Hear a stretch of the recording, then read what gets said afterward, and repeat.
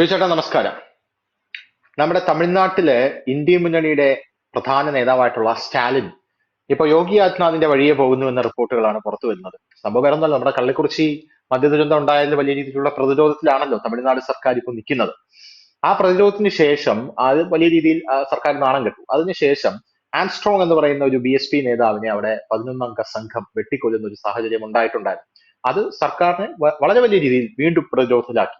അപ്പൊ അതേ തുടർന്ന് ഇപ്പോ എൻകൗണ്ടർ തുടങ്ങിയിരിക്കുകയാണ്. അതായത് പോലീസുകാരുടെ എൻകൗണ്ടറിന് അനുമതി കൊടുത്തിരിക്കുകയാണ് നമ്മുടെ സ്റ്റാലിൻ എന്ന് പറയുന്നത്. കഴിഞ്ഞ രണ്ടാഴ്ചക്കിടെ രണ്ടുപേർ ഈ ആംസ്ട്രോങ്ങിനെ വെട്ടിക്കൊന്നതിൽ തിരുവെങ്കിടം ദുരൈസ്വാമി എന്ന് പറയുന്ന രണ്ടുപേരെ പോലീസ് അതിദാരുണമായി നിഷ്ഠൂരമായി വെടിവെച്ചു കൊന്നു എന്ന റിപ്പോർട്ടുകൾ പുറത്തു വരുന്നുണ്ട്. പോരാത്തതിന് ഈ എൻകൗണ്ടർ ആദ്യം നടന്നത് തമിഴ്നാട് പോലീസിനകത്താണ് എന്നുള്ളതാണ് വേറൊരു കാര്യം. പറയുമ്പോൾ നാട്ടുകാർ വിചാരിക്കും പോലീസുകാരെ വെടിവെച്ചു കൊന്നു, പക്ഷെ അങ്ങനെയല്ല. ഇത് അവിടെയുള്ള ചെന്നൈ സിറ്റി കമ്മീഷണറായിട്ടുള്ള സന്ദീപ് റൈത്തോഡിനെ പിടിച്ചു മാറ്റിയിട്ട് ലോ ആൻഡ് ഓർഡർ DGP ആയിട്ടുള്ള അരുണിനെ അവിടെ വച്ചു എന്നുള്ളതാണ്. അതിനുശേഷം ലോ ആൻഡ് ഓർഡർ DGP സ്ഥാനത്തേക്ക് ഡേവിഡ്സൺ ദേവാശീർവാദം എന്ന് പറഞ്ഞ ഒരാളെ സ്റ്റാലിൻ കൊണ്ടുവന്നു. ഉരുക്ക് മുഷ്ടി നിലപാടുള്ള ആൾ എന്നാണ് ഈ ദേവാശീർവാദത്തെ അവിടെ അറിയപ്പെടുന്നത്. അപ്പോ തമിഴ്നാട്ടിൽ ഇത്രയധികം ക്രമസമാധാന നില തകർന്നു കിടക്കുകയാണ് എന്നാണ് ഈ റിപ്പോർട്ടുകളൊക്കെ സൂചിപ്പിക്കുന്നത്. പക്ഷെ നമ്മുടെ കേരളത്തിലെ മാധ്യമങ്ങൾ അടക്കം പറയുന്നത് തമിഴ്നാട് എന്ന് പറയുന്നത് ക്രമസമാധാനം പൂത്തുലയുന്ന ഒരു സംസ്ഥാനമാണ് എന്നുള്ളതാണ്. നമ്മൾ നേരത്തെ പശ്ചിമ ബംഗാളിനെ കുറിച്ച് ചർച്ച ചെയ്തു. ഈ രണ്ട് ആസ്പെക്ട് ഉണ്ട് ഇതിനകത്ത്. അതായത് യോഗി ആദിത്യനാഥിനെ കുറ്റം പറഞ്ഞിട്ട് യോഗി ആദിത്യനാഥിന്റെ വഴിയെ പോകുന്ന ഇന്ത്യ മുന്നണിയുടെ നേതാവ്. രണ്ടാമത്തെ ഒരു ആസ്പെക്ട് എന്ന് പറയുന്നത് ഇന്ത്യ മുന്നണിയുടെ അതിനകത്തുള്ള മുന്നണിക്കാർ ഇപ്പൊ TMCയും DMK ഒക്കെ ഭരിക്കുന്ന സംസ്ഥാനങ്ങളിൽ ഇത്രത്തോളം ക്രമസമാധാനം തകർന്ന സാഹചര്യം, ദുരഭിമാന കൊലകൾ, സ്ത്രീകൾക്കെതിരെയുള്ള ആക്രമണങ്ങൾ, ഇതെല്ലാം അതിഭീകരമായിട്ട് വർദ്ധിച്ചുകൊണ്ടിരിക്കുകയാണ്. എന്താണ് പറയാനുള്ളത്? ഈ UP പോലെ നമുക്ക് തമിഴ്നാട് താരതമ്യം ചെയ്യാൻ കഴിയില്ല. കാരണം UP ഈ യോഗി ആദിത്യനാഥ് ആദ്യം അധികാരത്തിൽ വരുന്നതിന് തൊട്ട് മുമ്പ് 2017 വരെ UP ഒക്കെ സന്ദർശിച്ചവർക്കറിയാം.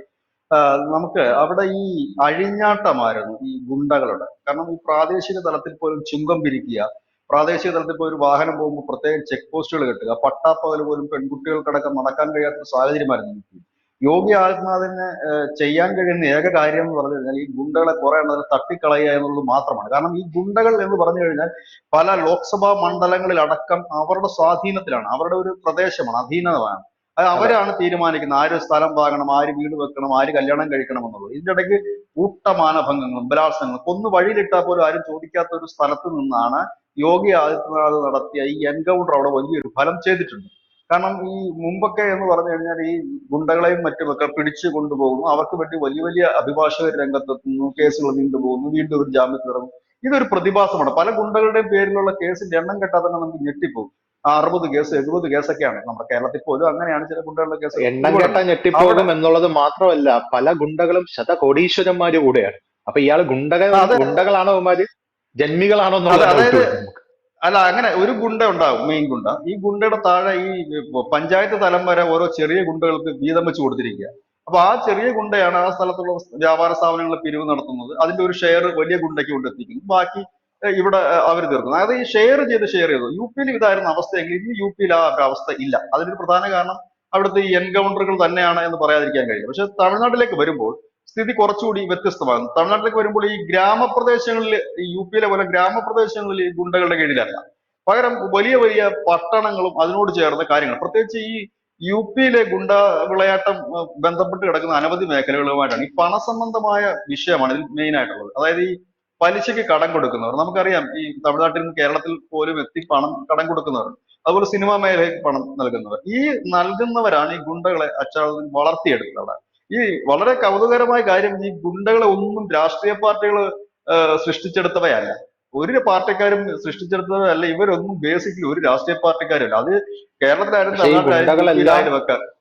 MP മാരായിട്ടും പക്ഷെ ഇവര് MLA മാരായിട്ടൊക്കെ മത്സരിക്കുന്നുണ്ട്, ചെയ്യിക്കുന്നുണ്ട്. ആ അതായത് പിന്നീട് ഇവർ വളർന്നു കഴിയുമ്പോൾ ഇവരുടെ സഹായത്തിൽ മുമ്പോട്ട് പോകാൻ കഴിയില്ല എന്ന് പറയുമ്പോഴാണ് ഇത് ഓരോ പാർട്ടിയും ഇപ്പൊ സംരക്ഷണം ഏറ്റെടുക്കും. അതായത് രക്ഷാധികാരിയായിട്ട് ഓരോ രാഷ്ട്രീയ പാർട്ടി വരും.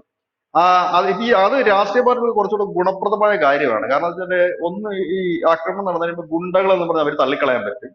രണ്ട്, ഇവരുടെ കാര്യത്തിൽ ഇവർക്ക് യൂസ് ചെയ്യാൻ പറ്റും. അതായത് ഇവരുടെ കേസുകളും കാര്യങ്ങളും മറ്റുമൊക്കെ വരുമ്പോൾ പാർട്ടിക്കാർ അത് ഒതുക്കി കൊടുക്കുകയും ഇല്ലെങ്കിൽ അവരെ സഹായിക്കുകയും ചെയ്യും. അതിന് പകരമായിട്ട് ഈ ഗുണ്ടകൾ ഈ പാർട്ടിക്കാർക്ക് വേണ്ടി കൊല്ലും കൊലയും മറ്റും നടത്തുകയും ചെയ്യും. അതിനുശേഷം ഈ വലിയ വാർത്താ പ്രാധാന്യം വരുമ്പോൾ പറയുന്നത് ഞങ്ങളുടെ പാർട്ടിക്കാരനല്ല ഗുണ്ടയാണെന്ന് പറയും. പക്ഷെ ഇപ്പൊ അത് മാറിയിട്ടുണ്ട്. പല ഗുണ്ടകളും ധനുഷ് പറഞ്ഞ MP മാരാകുന്നു, MLA മാരാകുന്നു, ഒപ്പം തന്നെ പാർട്ടിയിൽ അംഗത്വം എടുക്കുന്നു. ഇത് വലിയ ദൂഷ്യം ചെയ്യുന്ന ഒരു കാര്യം കൂടിയാണ്. അപ്പോ ഈ തമിഴ്നാട്ടിലെ സംഭവം എന്ന് പറഞ്ഞാല് ഈ കൊല്ലപ്പെട്ട രണ്ടുപേര്, അപ്പൊ ഇന്നലെ കൊല്ലപ്പെട്ട ഞാൻ തമിഴർ എന്ന് പറയുന്ന പാർട്ടിയുടെ നേതാവ് സുബ്രഹ്മണ്യൻ ആയാലും ഈ ആംസ്ട്രോങ് ആയാലും ഇവർക്ക് രണ്ടുപേർക്കും ഒരു നല്ല ഭൂതകാലം ഒന്നും അല്ല ഉണ്ടായിരുന്നു. ഭൂതകാലം പോയിട്ട് നല്ല വർത്തമാനകാലം പോലും അല്ലായിരുന്നു. കാരണം ഇവരും ഗുണ്ടകളാണ്. ഈ ആംസ്ട്രോങ് ആയിരുന്നു ഈ ആംസ്ട്രോങ്ങിനെ കൊന്ന വ്യക്തിയുടെ സഹോദരനെ മുമ്പ് കൊന്നത് ആംസ്ട്രോങ് ഉൾപ്പെടുന്ന സംഘമാണ്. അതിന്റെ തിരിച്ചടിയായിരുന്നു ഉം, അവിടെ നടന്നത്. ഇന്നലെ നടന്ന ഉം. തിരിച്ചടി നമുക്ക് അറിയാൻ കഴിയുന്നത് കുടുംബ വഴക്കുമായി ബന്ധപ്പെട്ട് അതും ഗുണ്ടാപ്പകയാണ്. ഈ കൊല്ലപ്പെടുന്നവര് എല്ലാവരും ഗുണ്ടകളും ഗുണ്ടാപ്പടയാണ്. അതായത് ഈ തമിഴ്നാട്ടിലെ പൊളിറ്റിക്സ് നമ്മൾ ശ്രദ്ധിച്ചാൽ മനസ്സിലാവും. അവിടെ ഒരു സ്ട്രക്ചർ ഇല്ല. അവിടെ ഈ ADMK എന്ന് പറയുന്ന രാഷ്ട്രീയ പാർട്ടി തമിഴ്നാട്ടിലെ പ്രതിപക്ഷമാണ്. ഈ ADMKക്ക് പഞ്ചായത്ത് സമിതികളോ പഞ്ചായത്ത് കമ്മിറ്റികളോ ഒന്നുമില്ല, മണ്ഡലം കമ്മിറ്റി ഒന്നുമില്ല. ഈ AMDMK ഒരു പാർട്ടി വളരെ കൗതുകകരമാണ് അതിന്റെ ഒരു സ്ട്രക്ചർ എന്ന് പറഞ്ഞാൽ. അവർക്ക് ഈ ജില്ലാ പ്രസിഡന്റുമാർ മാത്രമാണുള്ളത് എല്ലായിടത്തും.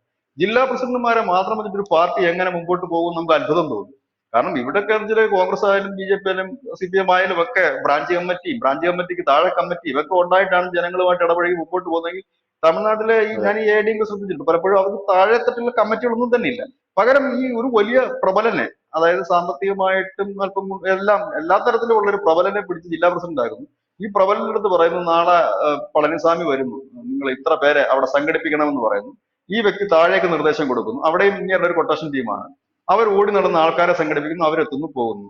ഇതാണ് അവിടെ നടക്കുന്ന ഒരു പ്രധാനപ്പെട്ട കാര്യം. ഇത് എല്ലാ രാഷ്ട്രീയ പാർട്ടികളും ഇത്തരത്തിൽ തന്നെയാണ് അവിടെ മുമ്പോട്ട് കൊണ്ടുപോകുന്നത്. DMKയുടെ കാര്യമല്ല, അവർക്ക് കുറച്ചുകൂടെ താഴത്തേക്ക് കമ്മിറ്റി ഉണ്ട്, ഇവർക്ക് അതും ഇല്ല. അപ്പം ഇതിന്റെയൊക്കെ കാര്യം എന്ന് വെച്ചാൽ ഈ ടീമുകളാണ് അവിടെ ഭരണം നടത്തുന്നത് എന്നുള്ളതാണ് അതിനകത്ത് പ്രധാനപ്പെട്ട ഒരു ഘടകം.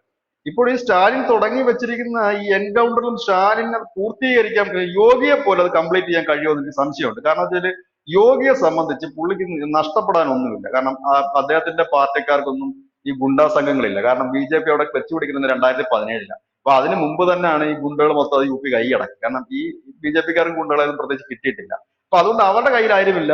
ഇന്ന് യോഗിയെ സംബന്ധിച്ചിട്ട് ഈ ഗുണ്ടകളെ വെച്ചുകൊണ്ട് നടക്കേണ്ട ആവശ്യമില്ല. അതുകൊണ്ട് മുൻപിൻ നോക്കാതെ പുള്ളിക്ക് എൻകൗണ്ടറോ എന്ത് പണിയോ നടത്താൻ പറ്റും. പക്ഷെ സ്റ്റാലിൻ അങ്ങനെയല്ല. സ്റ്റാലിൻ അങ്ങനെ അല്ല എന്ന് പറഞ്ഞു കഴിഞ്ഞാൽ സ്റ്റാലിന്റെ ചേട്ടൻ തന്നെ മധുരയുടെ ചാർജുള്ള ഒരു വലിയ മാഫിയ തലവനാണ്. അദ്ദേഹത്തെ ഓ, DMK പുറത്താക്കിയൊക്കെ ചെയ്തു. അപ്പം ഇങ്ങനെയൊക്കെ ഉള്ള അനവധി കാര്യങ്ങൾ ഇതിനകത്തുണ്ട്. അപ്പം ഈ UP യോഗിക്ക് ചെയ്യാം, കണ്ണടച്ചുകൊണ്ട് എൻകൗണ്ടർ ചെയ്യാം, ആരും ചോദിക്കാനും പറയാനും പറ്റില്ല. കാരണം ഈ കൊല്ലപ്പെടുന്നവരാരും BJP-ക്കാരും അല്ല. പിന്നെ യോഗിയെ സംബന്ധിച്ച് പറയുകയാണെങ്കിൽ ഈ ഗുണ്ടകളെ കൊണ്ടു നടന്നിട്ട് പ്രത്യേകിച്ച് കാര്യമൊന്നുമില്ല. അദ്ദേഹത്തിന് തന്നെ ഫാമിലിയോ ഇല്ലെങ്കിൽ സമ്പാദിക്കണമെന്നൊന്നും ആഗ്രഹമുള്ള ഒരു മനുഷ്യനുമല്ല. പക്ഷെ സ്റ്റാലിനെ ഉം. സംബന്ധിച്ച് നമ്മൾ ഈ അടുത്ത് വേറൊരു വാർത്ത കണ്ടായിരുന്നു. ഈ ഉദയനിധി സ്റ്റാലിനുമായി ബന്ധപ്പെട്ടുകൊണ്ട് ഒരു മയക്കുമരുന്ന് കേസിലെ പ്രതി ഉദയനിധി സ്റ്റാലിനുമായിട്ട് നിൽക്കുന്ന ചിത്രങ്ങളൊക്കെ പുറത്തുവിടുകയും ഉദയനിധി സ്റ്റാലിന്റെ സിനിമയ്ക്ക് പണം മുടക്കുകയൊക്കെ ചെയ്തൊരു വാർത്ത വന്നു. വലിയ മാഫിയ കിങ് ആണ്, അദ്ദേഹത്തെ മയക്കുമരുന്നിന്റെ ഇതാണ്.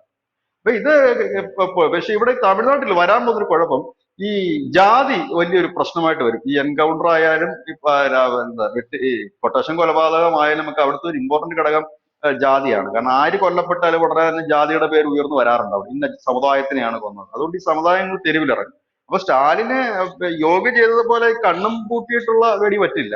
പകരം നോക്കിയും കണ്ടും മാത്രമേ ചെയ്യാൻ കഴിയത്തുള്ളൂ. കാരണം മുൻപൊക്കെ അവർ ജാർഖണ്ഡ് സ്വദേശിയൊക്കെ കൊന്നതുപോലെ അല്ല ഇവിടെ. കാരണം ഇവിടെ അനവധി പക്ഷെ സമുദായങ്ങളുണ്ട്, ശക്തമായ സമുദായങ്ങളാണ്. ഞാൻ ഞാനൊരു കാര്യം ചോദിക്കട്ടെ. ഈ തമിഴ്നാട്ടിൽ ജയലളിത നേരത്തെ എടുത്ത തുപ്പാക്കി അറസ്റ്റിയൽ സ്റ്റാലിനും കൊണ്ടുവരികയാണെന്നാണ് തമിഴ്നാട് മാധ്യമങ്ങൾ പറയുന്നത്. അപ്പൊ ജയലളിതയ്ക്ക് അത് അവിടെ ചെയ്യാനായിട്ട് സാധിച്ചിട്ടുണ്ട്. ജയലളിതയ്ക്ക് കുറച്ചധികം വിജയിക്കാൻ കഴിഞ്ഞിട്ടുണ്ട്. പക്ഷെ ഞാൻ ഈ നേരത്തെ പറഞ്ഞ ജാതിയുടെ കാര്യം യോഗിക്ക് പണി കിട്ടിയിട്ടുള്ളത് ഉണ്ട്. യോഗി അധികാരത്തിൽ കയറി കഴിഞ്ഞ് നാലാമത് യോഗി കൊന്നത് ദുബൈ എന്ന് പറയുന്ന ഒരു ബ്രാഹ്മണനായ മാഫിയ നേതാവിനെയായിരുന്നു, ഗുണ്ടയായിരുന്നു. വികാസ് ദുബായ്. അങ്ങനെയാണ് ആ അങ്ങനെയാണ് ഈ ബ്രാഹ്മണ സമുദായം ഇളകി യോഗിക്കെതിരെ വലിയ പ്രക്ഷോഭമുണ്ട്. അന്ന് യോഗി പറഞ്ഞൊരു കാര്യമുണ്ട്, നിങ്ങൾ നോക്കൂ, ഈ പറയുന്ന ഗുണ്ട ആരെയാണ് കൊന്നിരിക്കുന്നത്? ബ്രാഹ്മണനായിട്ടുള്ള ഒരു പോലീസ് ഓഫീസറെയാണ് കൊന്നിരിക്കുന്നത്, അല്ലെ? ഓ. അപ്പോൾ നിങ്ങൾക്ക് പ്രതിഷേധങ്ങൾ ഇല്ലായിരുന്നു. പകരം ഞങ്ങൾ ഇവരെ, ഉം. കാരണം ഈ ഗുണ്ടാ നേതാവ് എന്ന് പറഞ്ഞു കഴിഞ്ഞാൽ ഈ സമുദായങ്ങളൊക്കെ കൂടി പ്രയോജനം ചെയ്യാറുണ്ട്. ചിലപ്പോൾ അവരുടെ പരിപാടികൾക്ക് പങ്കെടുക്കുക, പൈസ കൊടുക്കുക, ഇല്ല സമുദായത്തിന്റെ കാര്യം വരുമ്പോൾ നിൽക്കുകയൊക്കെ ചെയ്യുന്നത്. കാരണം ഈ ഗുണ്ടകൾക്ക് എപ്പോഴും പിൻബലം ആവശ്യമാണ്. അല്ലാതെ ഒറ്റയ്ക്ക് ഒരു ഉം. ഗുണ്ടയ്ക്ക് ലോകത്തിടത്ത് നിന്ന് മുമ്പോട്ട് പോകാൻ പറ്റില്ല. പിന്തുണ വേണം. അതിന് പോലീസിന്റെ സഹായം വേണം, ഭരണക്കാരുടെ സഹായം വേണം. ഇപ്പോഴത്തെ ലേറ്റസ്റ്റ് ട്രെൻഡ് അനുസരിച്ചാണ് മതത്തിന്റെയും സമുദായത്തിന്റെ ഒക്കെ ഹെൽപ്പ് വേണം. അതായത് ഇവരൊക്കെ സമുദായ നേതാക്കളായിട്ടോ മത നേതാക്കളായിട്ടൊക്കെയാണ് പൊതുനിരത്തിൽ അല്ലെങ്കിൽ പൊതു സമൂഹത്തിൽ കാണപ്പെടുന്നത്. ഇവരുടെ മറ്റൊരു ഉം. വശമാണ് ഈ ഗുണ്ടായിസം എന്നുള്ളത്. അപ്പം ഈ ജയലളിത കൊണ്ടുവന്നതിനകത്ത് വളരെ ശക്തമായിട്ട് വിജയിച്ച ഒരു നിയമം എന്ന് വെച്ചാൽ ഈ പെൺകുട്ടികൾ പൂവാര ശല്യം ഇല്ലാതാക്കാനായിട്ട് ജയലളിത ഇന്ത്യയിൽ കൊണ്ടുവന്ന ഒരു നിയമം ഉണ്ടായിരുന്നു. ഈ ചൂളമടിച്ചാൽ പോലും പെൺകുട്ടികൾ പോകുമ്പോൾ ചൂളമടിച്ചാൽ പോലും അത് അകത്ത് പോകുന്ന ഒരു നിയമമൊക്കെ കൊണ്ടുവന്നു. അത് ഒരു വലിയ ഇമ്പാക്ട് തമിഴ്നാട്ടിൽ ഉണ്ടാക്കി എന്നുള്ളതാണ്. ഒരു പെൺകുട്ടികൾക്ക് കുറച്ചുകൂടെ സേഫ് ആയിരുന്ന ഒരു കാലഘട്ടമായിരുന്നു. പിന്നെ എനിക്ക് തോന്നി ഇതുപോലുള്ള ഗുണ്ടാപ്പകകൾ ഇല്ലായിരുന്നു എന്നാണ് എനിക്ക് തോന്നുന്നത്. അത്രയും വലിയ ഒരു ഇതില്ല. ഈ സ്റ്റാലിൻ വന്നതിന് ശേഷമാണ് അത് കുറച്ചുകൂടെ ശക്തമാകുന്നത്. അതെന്തുകൊണ്ടാണ് എന്ന് ചോദിച്ചു കഴിഞ്ഞാല് ഈ സ്റ്റാലിൻ ഈ അടുത്തൊരു നിയമം കൂടെ വന്നിരുന്നു, ഗുണ്ടകളെ കൊല്ലുമെന്ന് പറയുന്നു. യോഗി ആദിത്യനാഥ് 24 മണിക്കൂറൊക്കെ ടൈം കൊടുത്തിട്ടാണ് കൊല്ലുന്നത്. 24 മണിക്കൂറിന് കീഴടങ്ങില്ലെങ്കിൽ ഞങ്ങളുടെ വഴി നോക്കും എന്നൊക്കെ പറഞ്ഞ് പുള്ളി ആദ്യം ഒരു മാസത്തേലോ അടിക്കുകയും 24 മണിക്കൂറിന്. സ്റ്റാലിൻ അങ്ങനല്ല ചെയ്തിരിക്കുന്നത്. സ്റ്റാലിൻ ഇതുമായിട്ട് എത്ര ദൂരം പോകാൻ കഴിയുന്നുണ്ട്. ഞാൻ ഈ പറഞ്ഞ ജാതി മത സമവാക്യങ്ങളൊക്കെ തലവേദന സൃഷ്ടിക്കാൻ ചെയ്യും. ഈ ഇല്ലെങ്കിൽ പിന്നെ കണ്ണടച്ച് ഇന്ത്യ പോകണം. മുന്ന ഈ രണ്ടാമത് ഞാൻ ചോദിക്കുന്നത്, ഈ ഇന്ത്യ മുന്നണി ഭരിക്കുന്ന എല്ലാ സംസ്ഥാനങ്ങളിലും ഈ ക്രമസമാധാന പരിപാലനം വളരെ ദുഷ്കരമാണല്ലോ ചേട്ടാ. നമ്മുടെ കേരളത്തിലടക്കം നമ്മൾ കാണുന്ന ഗുണ്ടാ വിളയാട്ടങ്ങൾ അതിഭീകരമാണ്. ഈ ഇടയ്ക്ക് നമ്മുടെ പോലീസ് ആഗ് ഗുണ്ടകളെ പിടിക്കാനായിട്ട് ഓപ്പറേഷൻ ആഗ് എന്ന് പറഞ്ഞൊരു പരിപാടി തുടങ്ങിയിട്ടുണ്ടായിരുന്നു. ഈ ആഗില് ഗുണ്ടകളെ പിടിക്കാനായിട്ട് പോയി ഒരു ഗുണ്ടയുടെ വീടും ചവിട്ടി തുറന്ന് അകത്ത് കയറി ചെന്നപ്പോ ആ ഗുണ്ടയുടെ വീട്ടിൽ വെള്ളം ഒഴിച്ചുകൊണ്ടിരിക്കുന്നത് സ്ഥലത്തെ ഡിവൈഎസ്പി ആണ്. അങ്ങനത്തെ ഒരു സാഹചര്യം ഉണ്ടായിട്ടുണ്ട്. ഇവിടെ തിരുവനന്തപുരത്ത് തന്നെ ഗുണ്ടകൾ പബ്ലിക്കായിട്ട് നമ്മുടെ നാട്ടുകാരെ തന്നെ ഉപദ്രവിക്കുന്ന ഒരു സാഹചര്യമുണ്ട്. കാര്യങ്ങളൊന്നുമില്ല, നടന്നു പോകുമ്പോ അവനെന്തോ ചെറഞ്ഞു നോക്കി, ഒന്ന് കാർക്കിച്ച് തുപ്പി എന്നൊക്കെ പറഞ്ഞുകൊണ്ടാണ് ഗുണ്ടകള് ആക്രമിക്കുന്നത്. ഇവിടെ ഒരു പാസ്റ്ററെ ഇവിടെ അമ്പൂരിയിലോ ഇവിടെ ആക്രമിക്കുന്ന ഒരു സാഹചര്യം ഉണ്ടായിട്ടുണ്ട്. അങ്ങനെ കേരളത്തിലും ഇത് എന്താണ് ക്രമസമാധാന പരിപാലനം വ്യത്യസ്തമാണ്. അത്ര വ്യത്യസ്തമല്ല എന്ന് നമുക്ക് എല്ലാവർക്കും അറിയാം. ഇപ്പൊ ബംഗാളിലെ സ്ഥിതി എടുത്ത് നോക്കൂ. ബംഗാളിലെ സ്ഥിതി എന്ന് പറഞ്ഞാൽ അവിടെ കുത്തഴിഞ്ഞു കിടക്കുകയാണ്. നമ്മൾ ഒരു ദിവസം ചർച്ച ചെയ്ത സംഭവം തന്നെയാണ്. പിന്നെ രണ്ടാമത്തെ കാര്യം എനിക്ക് പറയാനുള്ളത്, ഈ ചേട്ടൻ പറഞ്ഞ സ്റ്റാലിൻ ഇതുമായിട്ട് മുന്നോട്ട് പോകാൻ പറ്റില്ല എന്ന് പറഞ്ഞപ്പോൾ അവിടുത്തെ എൻകൗണ്ടറുകളുടെ ഒരു ലിസ്റ്റ് എടുത്തപ്പോ ഈ അതിഭീകരമായിട്ട് നമ്മളെ പേടിപ്പിച്ച് കളയുന്ന എൻകൗണ്ടറുകളാണ്. അതായത് ഇപ്പൊ തന്നെ ഈ ആംസ്ട്രോങ്ങിനെ കൊന്ന 2 പേരെ പോലീസിന് നേരെ നിറയൊഴിച്ചു എന്ന് പറഞ്ഞാണ് ഈ എൻകൗണ്ടർ ചെയ്ത് കൊന്നിരിക്കുന്നത് എന്നാണ് അറിയാനായിട്ട് സാധിക്കുന്നത്. ഇത് ഇനി സത്യമാണോ എന്ന് ബിജുചേട്ടൻ പറയേണ്ടതാണ്. കാരണം ഈ എൻകൗണ്ടറിന്റെ ഒരു ശൈലി നമുക്ക് അറിയണമല്ലോ. ഈ പോലീസ് ഇതിൽ പറഞ്ഞിരിക്കുന്നത് ഇപ്പോ 60 കേസുള്ള തിരുച്ചിറപ്പള്ളി MGR സ്വദേശി ദുരൈസ്വാമി, ഇയാളാണ് ഇപ്പൊ എൻകൗണ്ടറിൽ മരിച്ചിരിക്കുന്നത്. പുതുക്കോട്ടയിലാണ് ഇയാൾ വച്ച് മരിച്ചിരിക്കുന്നത്. പോലീസ് പറയുന്നത് ഇയാൾ ഇൻസ്പെക്ടറെ വെട്ടി എന്നാണ് പറയുന്നത്. രണ്ടാമത് തിരുവെങ്കിടം, ആംസ്ട്രോങ്ങിനെ ആദ്യമായിട്ട് വെട്ടുന്നത് ഈ തിരുവെങ്കിടം എന്ന് പറഞ്ഞ ഒരാളാണ്. ഇയാളെ തെളിവെടുപ്പിനായിട്ട് കൊണ്ടുപോയ സാഹചര്യത്തിൽ ഇയാളെ മൂത്രമൊഴിക്കാൻ ഇറങ്ങിയിട്ട് ഇയാൾ ഓടിക്കളഞ്ഞു എന്ന് പറയുന്നു. ഓ, പക്കാ ബോംബ് കഥയാണ്. ഓടിക്കളഞ്ഞു എന്ന് പറയുന്നു. ഓടിക്കളഞ്ഞിട്ട് പോലീസ് ഇയാളെ പിടിക്കാൻ പിറകെ ഓടിയപ്പോ ഇയാൾ നാടൻ തോക്കെടുത്ത് വെടിവെച്ചു എന്ന് പറയുന്നു. അതുകൊണ്ട് പോലീസിന് ഇയാളെ വെടിവെച്ച് കൊല്ലേണ്ടി വന്നു എന്ന് പറയുന്നു. പക്ഷേ നമ്മൾ വെടിവെച്ച് കൊണ്ടെങ്കിലും നമ്മൾ ഇയാളോട് ഫേവർ ചെയ്തു. ഫേവർ ചെയ്തതെന്ന് പറഞ്ഞാൽ ഇയാളെ ഉടനെ തന്നെ സ്വകാര്യ ആശുപത്രി കൊണ്ടുപോയി. പക്ഷെ പാവം മരിച്ചു എന്നാണ് പോലീസ് പറയുന്നത്. ഇതൊക്കെ വിശ്വസനീയമാണോ? അല്ല, ഇതിനകത്ത് ഈ ഒരു വലിയ ചോദ്യം അടക്കാലത്ത് ഉയർന്നു വന്നായിരുന്നു. ഈ എൻകൗണ്ടറുകൾ നിയമവിരുദ്ധമാണോ എന്ന് ചോദ്യം. ഈ എൻകൗണ്ടർ അതെ. നിയമവിധേയവുമല്ല നിയമവിരുദ്ധവും ആണ്, ഇല്ലെങ്കിൽ അത് വേണ്ടതാണ് എന്നൊന്നും നമ്മുടെ നിയമത്തിൽ പറയുന്നില്ല. അതാണ് ഒന്നാമത്തെ ഇതിന്റെ ഒരു പഴുത്. വേണോ വേണ്ടോ എന്നും പറയുന്നില്ല. രണ്ടാമത്തെ കാര്യം എന്ന് പറഞ്ഞു കഴിഞ്ഞാൽ ഇതിന്റെ ഈ യോഗി അത് നടപ്പാക്കി എങ്ങനെയാണെന്ന് വെച്ച് കഴിഞ്ഞാൽ ഈ പോലീസ് സേനയിൽ തന്നെ ഒരു ചെറിയ വിഭാഗം ഈ ഗുണ്ടകളുമായി കണക്റ്റഡ് ആയിരിക്കും എപ്പോഴും. കാരണം അപ്പൊ ഈ ഗുണ്ടകളെ പിടിക്കാൻ പോകുന്നു എന്ന് പറഞ്ഞ പോലീസ് സംഘം ഇവിടുന്ന് ഇറങ്ങുമ്പോൾ തന്നെ അതിനുള്ള ഇൻഫർമേഷൻസ് അവിടെ എത്തിയിരിക്കും. ഗുണ്ടകൾ ചെവി എത്തിയിരിക്കും. ഗുണ്ടകൾ രക്ഷപ്പെടുകയാണ് പതിവ്. യോഗി അതിന് മാറ്റം വരുത്തിയെന്ന് വെച്ച് കഴിഞ്ഞാൽ വിശ്വസ്തരായ കുറെ ആളുകളെ കൂട്ടി യോജിപ്പിച്ചുകൊണ്ട് ഒരു തീവ്രവാദ വിരുദ്ധ സ്ക്വാഡ് രൂപീകരിച്ചു. അതിനകത്ത് നല്ല ഒന്നാം തരം ഷൂട്ടർമാരെയും ഒക്കെ പങ്കെടുപ്പിച്ചുകൊണ്ട് ആദ്യം 89 പേരായിരുന്നു. പിന്നീട് അത് ഇപ്പോൾ 160ഓളം പേരായിട്ടുണ്ട്. ഈ സംഘം നേരത്തെ തന്നെ ഈ ഇൻഫർമേഷൻ എല്ലാം കളക്ട് ചെയ്ത് ഈ പ്രതിയെ ട്രാക്ക് ചെയ്തതിന് ശേഷം ഈ സംഘമാണ് അവിടെ നടത്തുന്നത്. അതായത് ലോക്കലിലുള്ള പോലീസ് അറിയുന്നതിന് മുമ്പ് തന്നെ ഈ സംഘം കൊല നടത്തി സംഭവം കൊണ്ട് പോയിരിക്കും. അവിടെ ഇവരെ സ്വാഭാവികമായിട്ട് ഇവര് ഹോസ്പിറ്റലിൽ കൊണ്ടുവന്ന ഒരു ചടങ്ങ് എല്ലാവരും നടത്താറുണ്ട്. കാരണം അങ്ങനെയാണല്ലോ. അപകടം പറ്റിയാലും വെടിയേറ്റാലും ഈ അവസാന നിമിഷം കൊണ്ടുപോയി. പിന്നീട് ഇപ്പം പുതിയതായിട്ട് UP നടന്നു വരുന്ന സാധനം മുട്ടിന് താഴെ വെടിവെച്ചിടുക, എന്നിട്ട് ഈ പ്രതിയെ പരസ്യമായി നടത്തിക്കൊണ്ടുപോയി സ്റ്റേഷനിലോട്ട് കൊണ്ടുപോവുക, ഇല്ലെങ്കിൽ നടത്തിക്കൊണ്ടുപോയി വാഹനത്തിൽ കയറ്റുക എന്നുള്ള രീതിയാണ്. അതൊരു വാണിംഗ് ആണത്. കുറച്ചു നാൾക്ക് മുമ്പ് ഈ പഞ്ചാബിൽ നിന്ന് ഒരു കൊടും ഭീകരനെ പ്രതിയെ ഒരു കേസുമായി ബന്ധപ്പെട്ട് ഉത്തർപ്രദേശിലേക്ക് വിട്ടുകൊടുക്കേണ്ടി വന്നു. അപ്പൊ അന്ന് പഞ്ചാബ് കോടതി പറഞ്ഞ ഒരു കാര്യമുണ്ട്. പഞ്ചാബ് കോടതി പറഞ്ഞത് ഇപ്പൊ കൊണ്ടുപോകുന്ന ആളെ അതേപോലെ തന്നെ തിരിച്ചെത്തിക്കണം. UP പോലീസിനോടാ പറഞ്ഞത്. UP പോലീസ് അവിടെ കാത്തു നിൽക്കുകയാണ് പഞ്ചാബിൽ നിന്ന് ഈ പ്രതിയെ UP-യിലേക്ക് കാരണം ഈ UP പോലീസിന് എൻകൗണ്ടർ വെടി മാത്രമല്ല, അതിനേക്കാൾ വലിയ ഉണ്ട്. നമ്മൾ സിനിമയിലൊക്കെ കാണുന്ന മറ്റൊരു രീതിയുണ്ട്. ഈ പ്രതിയുമായി വരുന്ന വാഹനം മറിഞ്ഞ ശേഷം ഈ അതാണ് പ്രതി മാത്രം മരിക്കുകയും പോലീസുകാർക്കൊന്നും വലിയ പരിക്കില്ലാതെ രക്ഷപ്പെടും. കാറിന്റെ ഒക്കെ പടം സഹിതമാണ് ഇവർ പുറത്തു വിടുന്നത്. ആ കാറൊക്കെ കണ്ടു കഴിഞ്ഞാൽ ഈ അത്ഭുത സിനിമയിൽ കിടന്ന് പ്രവൃത്തി. മറിയുന്നത് പോലെ ഭയങ്കരമായിട്ട് കിടന്ന് കറങ്ങി നിൽക്കുന്ന ആ ഒരു കാറിന്റെ പിക്ചറൊക്കെ നമ്മൾ കാണും. അങ്ങനെയുണ്ട്. അതുകൊണ്ടാണ് കോടതി പറഞ്ഞത് ഈ കൊണ്ടുപോകുന്ന ആള് നിങ്ങളുടെ അവിടുത്തെ അന്വേഷണമായി കഴിഞ്ഞാൽ അതേപോലെ തിരിച്ചെത്തിക്കണേ എന്ന് പറയാനുണ്ടായ ഒരു കാരണം ഇതാണ്. നമുക്കറിയാം ഈ അൻസാരിയുടെ കാര്യം പറയാം. അൻസാരിയെ മഹാരാഷ്ട്രയിൽ UP-യിലേക്ക് കൊണ്ടുവരുമ്പോൾ നമ്മുടെ ലോകത്തുള്ള സകലമാന ചാനലിൽ ലൈവ് കാണിച്ചുകൊണ്ടിരിക്കുക അൻസാരിയുടെ വാഹനത്തിൽ പറയുന്നു ഒന്നും എന്നിട്ട് എന്താ സംഭവിച്ചത്? പിറ്റേ ദിവസവും അതിന്റെ പിറ്റേ ദിവസം കണ്ടല്ലേ വെടിവെച്ച് വന്നത്. അതെ വെടിവെച്ച് വന്നത് അൻസാരിയുടെ എതിർ ഗ്യാങ് ആണെന്ന് പറയുന്നു. അങ്ങനെയുണ്ട്. അതായത് പല രീതിയിലുള്ള എൻകൗണ്ടർ തീർന്നുപോയി, ആ തീർത്ത് കളയുക എന്നുള്ളതാണ്. ഇപ്പൊ ഇതിനകത്ത് ഈ സ്റ്റാലിന്റെ ഈ നയം ഈ അൻസാരി യോഗിയുടെ ഇതുമായി ഈ അൻസാരി ആണോ ചേട്ടാ? എനിക്ക് അയാളുടെ പേര് ഓർമ്മ കിട്ടുന്നത്. അൻസാരിയുടെ സാമ്രാജ്യത്തെ ആണോ യോഗി ആദിത്യനാഥ് നിയമസഭയില് അയാളുടെ സാമ്രാജ്യത്തെ ഞാൻ മണ്ണിൽ ലയിപ്പിക്കുമെന്ന് പറഞ്ഞത്? അതെ അതെ അതെ അതെ. ഇയാള് ചെറിയ പുള്ളിയല്ല. വിദ്യാഭ്യാസ അതെ അതെ. സ്ഥാപനം കൊണ്ട് വലിയ കോളേജ് ഉണ്ട്. പിന്നെ ഇയാള് MP ആയിരുന്നു സമാജ്വാദി 1500 പാർട്ടിയുടെ. കോടി രൂപയുടെ ആസ്തിയാണ് അയാൾക്ക് ഉണ്ടെന്നാണ് ഞാൻ ആ മനസ്സിലാക്കിയത്. ഇപ്പോഴും അയാള് ഇദ്ദേഹം പോയി കഴിഞ്ഞ ഇയാളുടെ ഭാര്യ ആ വകുപ്പ് ഏറ്റെടുത്തത്. ഈ ഗുണ്ട തലവൻ തലയ്ക്ക് വില പറഞ്ഞിരിക്കുക അയാളുടെ ഓ വൈഫിന്. അത് ശരി. ആ വൈഫ് ഒളിവില്ല ഇപ്പം. ഇപ്പൊ ഒപ്പം അത് തന്നെ ശരി. ഇവരുടെ ശക്തി ഇപ്പോഴും ചോർന്നിട്ടില്ല, ശക്തമായി തന്നെ ഉണ്ട്. ഒപ്പം ഗുണ്ടാ തന്നെ ഈ ഫാമിലിയാണ്. സമാജ്വാദി ഗുണ്ട ഫാമിലിയാണ്. സമാജ്വാദി പാർട്ടിയൊക്കെ പരസ്യമായിട്ട് അയാളെ പ്രകീർത്തിച്ചുകൊണ്ട് രംഗത്തൊക്കെ ചെയ്തിട്ടുണ്ട്. അയാളുടെ ഉം ശവസംസ്കാര ഉം ചടങ്ങിന് തന്നെ ഏതാണ്ട് വലിയ ജനക്കൂട്ടമായിരുന്നു പങ്കെടുത്തത്. വലിയ ജനക്കൂട്ടം. ഉം അതായത് ഈ ഞാൻ പറഞ്ഞില്ലേ ഈ ഗുണ്ടകൾക്ക് മറ്റൊരു പരിവേഷമുണ്ട്. അതായത് അവര് ഈ കുറെ പാവപ്പെട്ടവരുടെയൊക്കെ മുമ്പിൽ ഹീറോ ആയിട്ട് നിൽക്കും. എന്നിട്ടാണ് ഈ ഉം ഗുണ്ടാപ്പണി. ഉം പക്ഷെ നാളെ ഈ പാവപ്പെട്ടവർ എന്ന് പറഞ്ഞാൽ അവര് അടിമ കണക്കാണ് നിർത്തിയിരിക്കുന്നത്. ഈ ഗുണ്ട അറിയാതെ അവിടെ ഒരു ഇല പോലും അനങ്ങത്തില്ല. ആ ഒരു അവസ്ഥയിലാണ്.